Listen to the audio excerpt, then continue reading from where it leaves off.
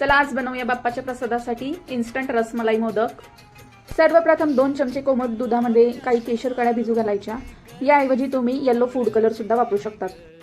त्यानंतर 200 ग्रॅम पनीर मिक्सरच्या भांड्यामध्ये घालून बारीक पेस्ट तयार करून घ्यायची आहे।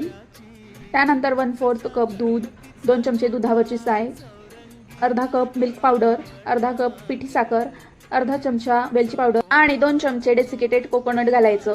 व्यवस्थित मिक्स करून घ्यायचं आहे। त्यानंतर आपण तयार केलेली पनीरची पेस्ट यामध्ये घालायची आहे।